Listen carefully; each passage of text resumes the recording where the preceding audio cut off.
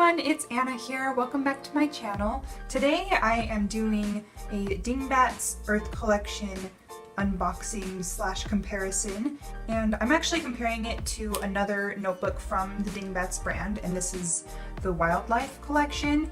And really there are many similarities between these two notebooks, but since this is a brand new collection that came out, I wanted to kind of go over some of the highlights and some of the differences and some of the features that they added with this notebook that were not in the original Wildlife collection.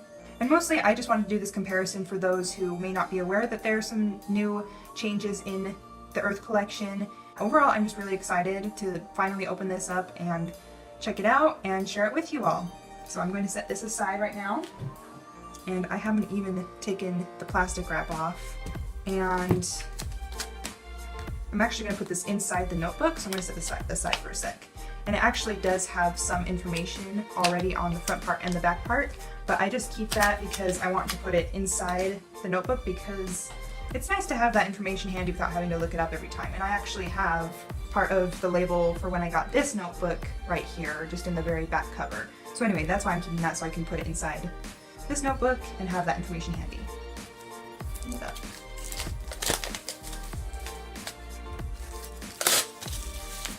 So this one is really pretty. On the website they call this color sky blue, but to me it almost kind of looks like a periwinkle in some lighting, but in others it does look like sky blue. And on the front here we just have a little graphic of the Great Barrier Reef with some coral and a seahorse and a little turtle. So the whole purpose of these notebooks is to bring some awareness to some fragile ecosystems on the Earth. So they've got one for the Great Barrier Reef, which is this sky blue color. And then they've also got a tangerine colored one, and it's for the Serengeti. And then they have a lime colored one, which kind of looks yellowish to me, but that one is for Yasuni, or Yasuni, I'm not sure how to say it. But anyway, this notebook is 6.3 inches wide by 6.5 inches tall. And this isn't real leather, it's 100% vegan, so it's fake leather, but it does feel pretty smooth.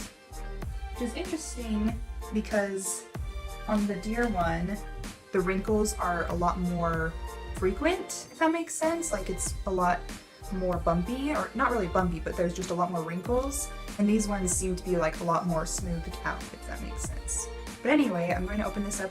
All of the notebooks have an elastic closure and a pen loop, which I like. And printed inside of the covers are an infographic about whatever the ecosystem is that the notebook is for. And it just has some information about the reef, some of the dangers to the reef, and then what we can do to help save it, which I think is awesome. And then on the back cover, oh, it's different. So this one, they've just got some little pictures of different animals and coral from the Great Barrier Reef. And then we've got this little pamphlet which talks about some of the different products from the Dingbats company. And all of the notebooks also have a little pocket in the back. And since I've got this open, I'm just going to put this sticker back here so I don't forget.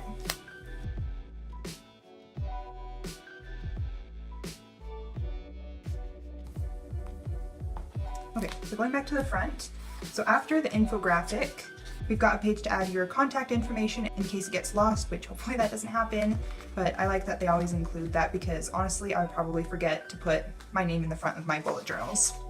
Then next, these are Dingbats Journal how-to pages, and this is for the key right here, which is also new. So it talks about how to use the key. Here they've got examples of appointment, birthday, inspiration, and you can color in these different tabs. And then on each page they've got, let me see, it's kind of faint, but right here there are little tabs, and then on each page they've actually got tabs where you can color it in. And this made me think of something that I've seen Kara from Boho Berry do. And I'm not sure if she made up this system or if she got it from somewhere else, but I've at least seen her use it, where she'll have kind of a key and she'll color code the ends of her pages, and then if she has something relating to one of those things that she'll color in that little section of the page, and then when she flips through it, she's able to see the colors much easier. So I think that's pretty awesome that they included a page for the key specifically for that.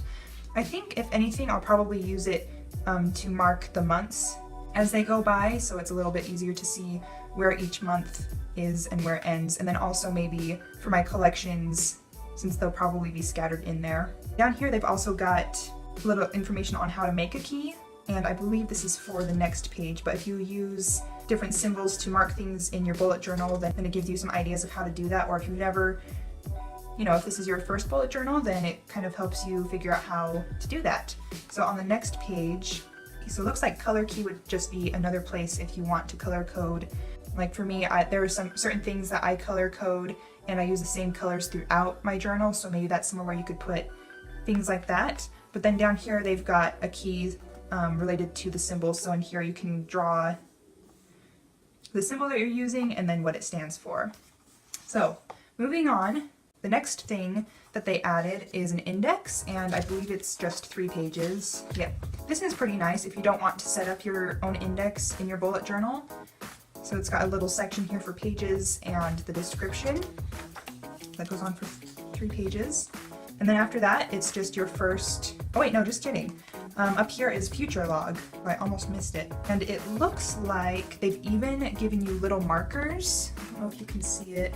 They've given you little markers along the page. So it looks like on each side of the page, it's 3 boxes tall and 3 boxes wide. So maybe potentially you could draw in 18 months here if you've got 9 months on each page. Oh wow, no, it looks like the future log goes on. Yeah, so it goes on for 4 pages.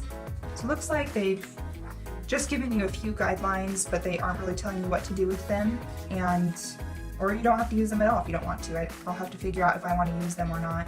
So it looks like that's pretty much it for as far as what they added at the beginning of the journal. In the old notebooks, all they have is just this page, and then it goes straight into the dotted pages. One other thing they've added to this notebook is they've actually started numbering the pages, and I think it's interesting that they made them the dots at the bottom here. So if you get to, let's find one that's maybe even 3. So 111, and each one is a dot. I'm wondering if that might interfere with if you're the kind of person that likes to draw borders around your pages or add washi tape at the top and bottom. But I guess if you really wanted to, you could either skip that line or even write the page number at the corner here if you accidentally cover that up. Okay, as far as the paper goes, on the website it says that it is 100 GSM coated cream fountain pen friendly acid free paper. That's a mouthful. And also it is FSC certified paper, which means that it's resourced responsibly, I guess. So I think that's pretty cool that they, care so much about the environment, especially being in the line of, notebooks and paper. Oh, I forgot. One thing that this notebook has is 2 bookmarks. So the original one only has 1, but this will be awesome because, if you like marking more than one place at a time, you can do that now. So I think that's awesome that they added a second bookmark. Let's see, some other tidbits of information. There are 184 numbered pages, and I believe the last 16 pages are the only ones that are perforated, and they are micro perforated is what they said, which as I'm looking here, you can really not see it very well at all. This is the last page with perforation, but I don't know if you can, well, you can probably see it a little bit because it's a little bit bent, but if you're looking at it, I feel like this is a lot smaller than the perforation in my current notebook. So it looks like all the other pages are not perforated, which I know bothered some people, but honestly it didn't bother me at all, and I didn't have any issues with pages accidentally tearing out or even bending on the perforation. So if it really bothers you though, you could just cover it up with washi or a sticker or something to like stabilize it more. But honestly, I didn't have any issues even with my current bullet journal. So it looks like this notebook might have a few less pages than the other one, because the other one has 196 pages. Let me count and see if, like, with the key and the index and everything added, it might be the same. So let me see. so 185, 186, 187, 188, 189, 190. So it looks like there are a few less pages So I feel like that's everything. If I forgot anything, I'll be sure to add it at the end of the video. Oh, one other thing. I feel like the page color might be slightly different. This is my current bullet journal, and this one definitely seems to be a little bit more yellow. I don't know if you can see that on camera. This paper definitely seems to be more of a yellow or creamy color, and this one seems to be more ivory, kind of an off-white. But the dots don't seem to be any darker. In fact, they might be a tiny bit lighter. It seems like these ones are like a darker colored ink, and these ones are just a little bit lighter, or at least to me. So, oh, I just realized they got rid of the little Dingbats logo in the corner. It's interesting to compare these side by side. As for this notebook, let me pull this aside and kind of go over this. So both of these are the A5 size, so they're both 6.3 inches by 8.5 inches. Both are printed with 100% vegan fake leather, so I think they call it PU leather. I'm not sure what that stands for. On the inside of this notebook, you have the little animal footprints, which you saw earlier. This one does only have one bookmark, which hasn't been such a terrible thing to adjust to. I know it's like totally a first world problem, but I am pretty excited to have 2 bookmarks with this notebook. And as I said before, this one has 192 pages and this one only has 184, but it's really not that much of a difference because it's not even 10 pages. So this one also has an expandable pocket in the back, as well as a loop closure and a pen loop, which I've got my pen in right now. The paper is also FSC certified paper, so it is responsibly resourced. And then on the website, so I think the pages are intentionally different colors because this one is described as coated cream paper and this one is described as silk cream acid-free paper, and both are 100 GSM. This one did say it was fountain pen friendly. It didn't necessarily say it on this one. I don't use fountain pens, so I'm not able to test it for you. I'm sorry, but that is something interesting. I don't know if maybe it's just they forgot to put it on this one, or maybe this one wasn't fountain pen friendly and now this one is. So I don't know. I don't use fountain pens, so I wasn't privy to any of that information beforehand. So one other thing I forgot to mention is the dots on both of these notebooks are 5mm apart, and on the wildlife collection it also makes a little note that if you have lined paper that the lines are 7mm apart. So I thought that was interesting, so it's nice that they kept the dot size consistent. So it kind of seems like this has a lot more features than this one, but one thing I will say gives this one a slight leg up is that it has more page numbers, and for me, I kind of prefer the more ivory colored paper, but it doesn't really bother me that much that this one is more of a cream color. But the Earth collection only has 3 colors out so far. I'm saying so far because I know for a fact that they've expanded the wildlife collection, so maybe there's a chance that they would expand the Earth collection as well. But they have several different colors and animals on the front of the wildlife collection. I believe they have 7 or 8 different colors and designs.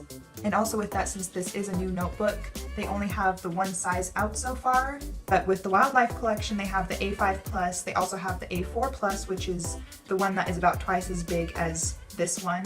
And then they also have an A6, which opens like portrait style like this one. And then they also have the A6 reporter style, so it flips from the top instead from the side. So just to give you an overview, in case there's anything I forgot, and just so all the information is out there for you, I'm going to list all of the features, both the similar and the different, on the screen right now.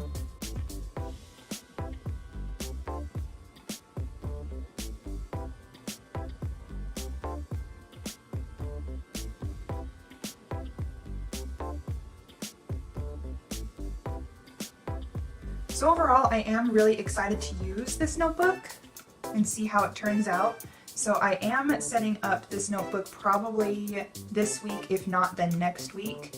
And because this notebook is almost full, it's kind of interesting to see the difference between the old used up notebook and the brand new notebook. But I'm excited to get this one to this point because that just shows that it's been loved and well used.